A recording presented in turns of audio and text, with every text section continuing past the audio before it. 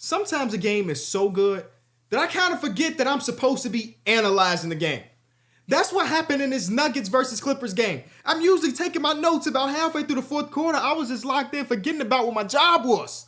I love when we see one of the OGs, because that's what Kawhi Leonard is at this point, turn back the clocks and just have a legendary performance. You do not want to go down 0-2. I know they always say a series doesn't start until a road team loses, but I don't care. If you would end up going down 2-0 in Denver, the series was probably over. So the fact that Kawhi Leonard was able to go into Denver, and let me see what this final stat line is.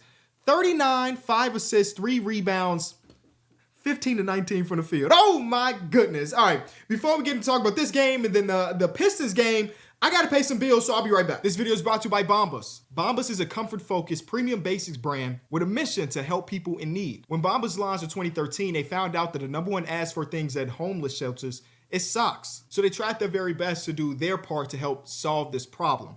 So anytime you buy something off Bombas, they donate one thing to people in need. Bombas sells a bunch of different things like socks, underwear, tees, and slippers and slides. Personally, these house shoes have been the thing I've worn around the crib for, I don't know, months at this point, but I also have a bunch of their socks. I did a few trips cross country, and when I fly, I definitely need my compression socks, and I got them from Bombas. You remember that mission I mentioned earlier where you buy one thing, they donate one thing? Well, that is equated to over 100 million different things donated to people in need. So you can feel good when you buy with Bombas. And of course, since Bombas is sponsoring this video, we got a deal for you today. You can hit the link in the description, use code Kenny20, so you could get 20% off your first purchase with Bombas. Shout out to Bombas again for sponsoring this video. How crazy is that? Some of y'all know I be one-taking these videos, so I didn't even have to edit that in. I did that I don't know how to explain it, man. The internet's crazy. All these tools and resources we got. I'm on cloud nine, though. Not because of the outcome of the game, but because, again, we got to see a legendary Kawhi in the game. So I always love Game 2s. Game 2s are my favorite of every single series because we get to see what happens in Game 1, and I'm always curious, what will the losing team do to adjust? Will the team that won the game run the same thing or use the same scheme that won them game number one? Or are they anticipating the team that lost to make some adjustments? So we make an adjustment, be proactive instead of reactive. So I always love that. And I thought in game number one of the reasons why the Clippers lost, if you watched it, you know that it was a lot of the hustle stuff. It was the Nuggets killing the offensive glass, them getting second chance opportunities, and more than anything, it was the Clippers turning that goddamn ball over. And I thought through the first quarter and a half of this game, it looked awful for the Clippers. It felt like the Clippers had forgot who they was going against because the Nuggets are the number one fast break team in all of basketball. And they were just turning it over. And just like in game number one, we saw the Nuggets kind of flip the switch. That's what happened with the Clippers. Where at the end of this game, the total turnovers is only 11. And I swear to you, I ain't got the numbers in front of me, but I feel like at least 8 of those was happening in that first half before they ended up flipping that switch. And I'm a firm believer that if you don't turn the ball, if you get shots on the board, you're going to have a better chance of winning the games. Especially against a team like this that really pride themselves on having some of the best fast break offense in basketball. There were times where Zubac had a really solid game overall, where he was, instead of catching the ball, he was tapping it out to the perimeter, which would normally work, but he's going against the Nuggets. And Christian Brown will get that ball and he will go, or Jamal Murray will get that ball and he will go. So I thought that when they really settled in, it was cool. I thought in game number one, Norman Powell kind of got lost out there. And this was actually a question I had to myself in game number two. It's like, if Norman Powell is not scoring, what is your alternative, right? And Norman Powell hit a couple big shots down the stretch. He got really, I don't want to call it emotional, but hyped after hitting the shot because he ended up 5 for 14. At one point, I think he was 0-8 to start the game. It was something real crazy like that. So I was asking myself, if Norman Powell is not scoring the ball, what value is he providing? And if he's not providing much value, what are the alternatives? And I'm looking at the bench and I'm like, ooh, Derrick Jones Jr. ain't necessarily had a really good series, and you don't want to have Derrick Jones Jr. and you don't want to have Chris Dunn on the court together. I don't know what the advanced stats say, but in my mind, that lack of spacing is just playing into the Denver Nuggets' hands, a team that throughout the playoffs through these 2 games have been pretty decent defensively, but just don't have the defensive reputation as they used to. You can't really bring in Bogdanovich right now because Bogdanovich is, I don't think he scored yet. So they roll with their guy, Norman Powell, and it ended up working out at the end of it because he hit a couple big shots. But in game number one, I thought he didn't really provide anything, right? And I think that in order for the Clippers to win this series and win a potential series after this, you need Norman Powell to maybe not be the guy that was in the running for most improved player before he went down his injury, but just be an effective player because in a lot of this game, in game number one, too, he had Jamal Murray on him. He had the weakest defender on the court on him. So it's like, how do we get him involved? Is it him running the high ball screens? It's like, we got James Harden and we got Kawhi Leonard. I don't know if we want to use him that way. Do we want him running secondary options? Do we want him running off screens? And they tried very early on to get him going. I think he took the first 5 shots of the game for the Clippers. And it's like, okay, we understand that y'all made it a point of emphasis to make sure that Norman Powell was involved. And he was involved. And again, he eventually hit a big old shot. But it was Kawhi. While things was going weird, where they were turning that goddamn ball over early on, the one thing that was consistent was Kawhi Leonard. And it just, the thing that I love the most about Kawhi Leonard's game is that when he's on, he's like on. You're like, some players, when they're on, they might miss 3 shots and then they hit 6 and then they miss 3. No. Kawhi Leonard, when he is dialed in, they call him the aimbot because he does not miss. And we got that. It didn't matter if they was throwing single coverage, they was throwing double coverage where he got to catch a shoot opportunity, where it was late in the shot clock, he had to create for himself. It did not matter for why. And he got out there and he made some big time buckets and big time shots, man. Again, not rooting for anybody, but damn it, when I see one of my guys like Kawhi Leonard do his thing, because not only did he hit the big shot to go up 3 with less than a minute to go, he got the steal. And Jokic, this was not a great Jokic game. Still the best player in the world, but you got to be critical where you can. Jokic turning that ball over, and like, you want to give him a slight pass because he played every single second of the second half. I mean, hell, after Christian Brown threw up that weak-ass shot and Jokic got the offensive rebound, he missed as well. He just immediately went down to his knees because I'm sure he is extremely gassed after playing every single second of the second half. So with 30 seconds to go, he throws that pass. Kawhi Leonard gets it. One thing I didn't like, and they actually mentioned this on the broadcast, is that they didn't, the Clippers were like, we're just going to hold the ball. We're just going to hold the ball. Whatever happens. And it ended up being a James Harden miss. And luckily, again, I thought Christian Brown got a decent look at it. But I think that all the time when something like this happens, where a team neglects to call a timeout and they don't end up scoring, the number one question is going to be, why didn't Adelman call timeout? I have to rewatch the play, I guess. But did they have numbers? Again, at one point, I turned off my analytical thing and I'm like, oh, this game is too good. Did they have numbers? Did they feel like they had the advantage, right? Did they have a mismatch that they really enjoyed there? Because they did have timeouts here. And I'm usually a firm believer of, like, if you have the ball and you're down by 1 possession and you have time, I would rather you draw up something. I think that shot that Steph Curry hit against OKC all them years ago kind of tweaked all of our brain chemistry to think that not taking a timeout is more useful, because it does give the opposing team an opportunity to also use that timeout and scheme defensively for whatever you want to build up. So maybe just having it on the fly, oh my God, we trust these dudes, thing works. In this case, it did not. Jokic, final stat line is 26, 12, 10. It just wasn't a traditional Jokic game because of the turnovers. And some of them were just real bad. Some of them were offensive fouls. Some of them was the bad pass again by Kawhi Leonard. But a lot of this game, as I'm watching it, I guess this is like 3-year-old criticism of Jokic, but it kind of showed again today in 2025, is that I just wanted to see him be more aggressive offensively. I mentioned this on the podcast, usually listen to the podcast, that one of the reasons why Nikola Jokic is the best in the world is because his bread and butter shot is one that goes in 65% of the time. When he gets it by himself on the block, or he gets it 7 feet from the rim, his little push shot is money. And I truly do believe they could have went to that a little bit more. Now, one thing that the Clippers did end up doing, anytime Jokic turned his back, a second defender was coming, and eventually he ended up recognizing that, but it did end up to a few turnovers, right? Chris Dunn using that boat light of speed, just coming out and diving in and getting that ball and it being a fast break opportunity for them. So not an amazing Jokic game. Jamal Murray played very well early on, him being in his flu game. We saw Michael Porter Jr. get benched in game number 1, and I always wonder, when a player gets benched, what type of game will he provide? I thought he was pretty good here. He ended up hurting his shoulder, didn't get benched because of the shoulder injury, and they went with Russ down the stretch. Brody had a couple big shots. I guess Brody in the playoffs so far, he's shooting like ridiculously well from 3, so shout out to him.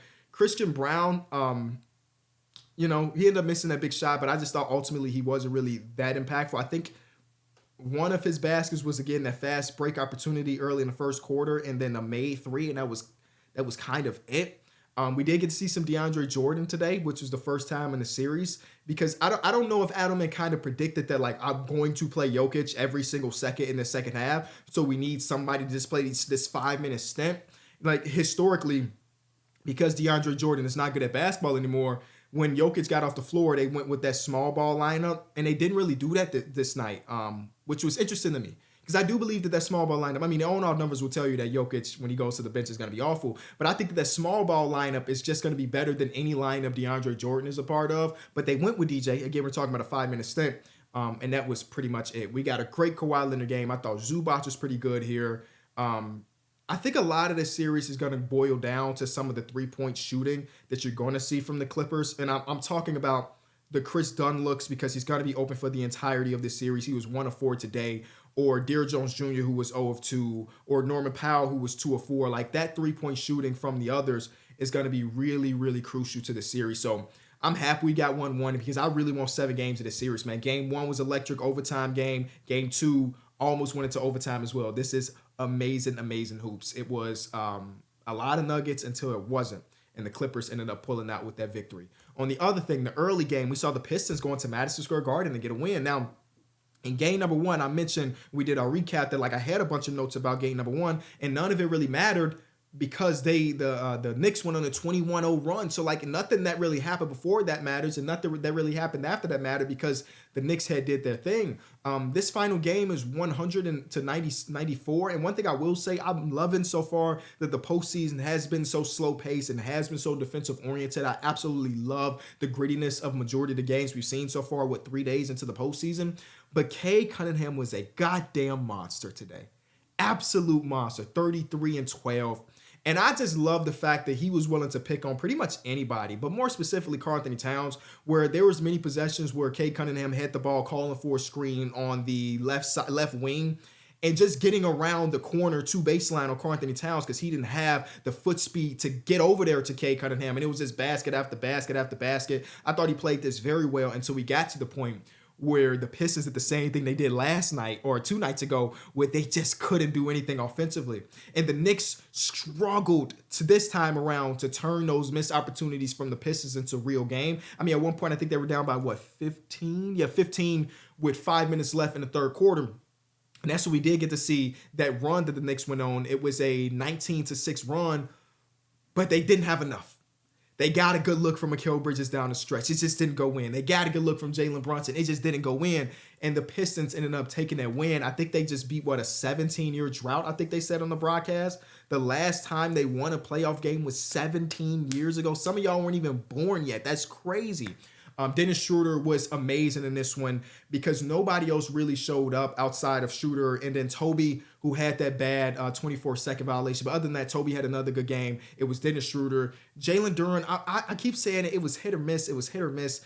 Even though B-Ball Paul Reed had a couple bonehead turnovers, I didn't really mind his minutes. Like, Isaiah Stewart objectively would have been better in those opportunities, but like, I didn't mind the little stints that we got from Paul Reed. And this is just a good win from them, because you got to think about it like this. The Pistons tonight shot 22% from 3 and won a basketball game. 22% from 3 and won a basketball game. They got to the line. They were super physical on both sides of the floor, and it is what it is.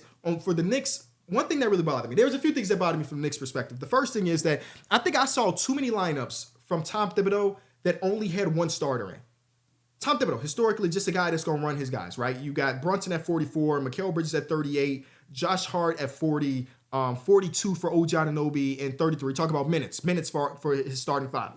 But it's something about the way he's delegating those minutes that bothers me a little bit, right? There were a few lineups where Karl-Anthony Towns was on the court as the sole starter. And I don't have the numbers to prove this, but in that stretch, the Pistons were pretty good and the Knicks were not.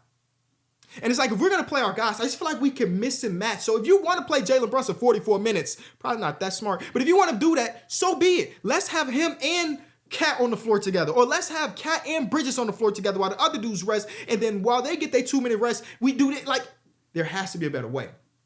And some of these lineups, we're talking about like Landry Shamet, Cameron Payne came in and just fouled the hell out of everybody that couldn't play no more. And it's Miles McBride, so it's Karl-Anthony Towns with like 4 other guards around him. And I just thought they lacked size. They lacked athleticism in those lineups. And ultimately, I'm pretty sure they lost those minutes. That was the first gripe.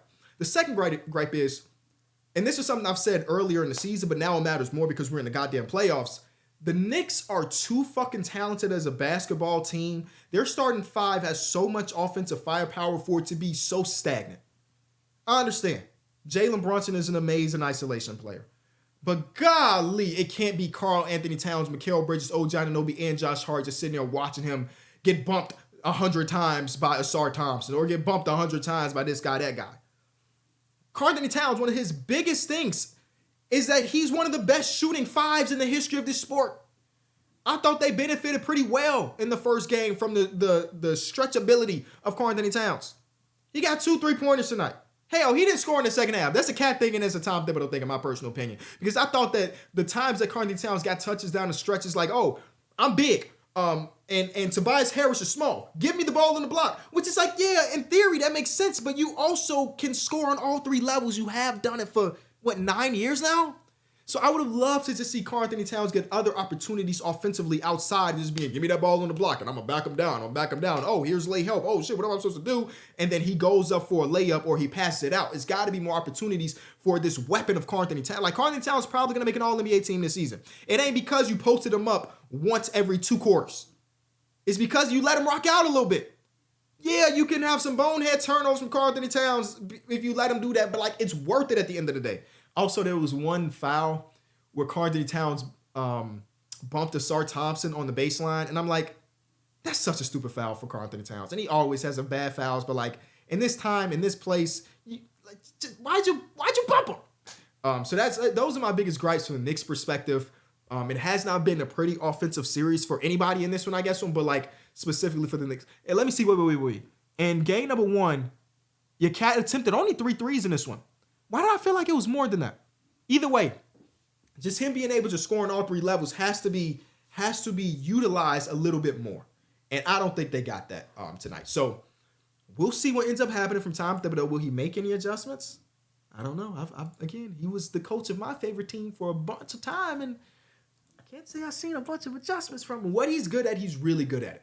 I mean, the Pistons scored 100 points. And any other night, giving up 100 points is a dub. But it's the playoffs. And 100 points could be a lot if your team can't match that 100. So, 2 really good games. Tomorrow we got 3 games. And this is just me. This is first world problems. I hate when we got 3 games and 2 of them tip off right after each other, especially, for the playoffs. Because how am I supposed to really dive into Bucks versus Pacers if right behind it is Grizzlies versus Thunder? You're probably like, Kenny, Grizzlies versus Thunder going to be a blowout, but damn it, I still got to watch it. I'm still supposed to watch it. And lastly, before we get out of here, I'm going to remind you of my podcast. I think I referenced it earlier. This Kenny For Real channel is for the reactionary. The game just ended.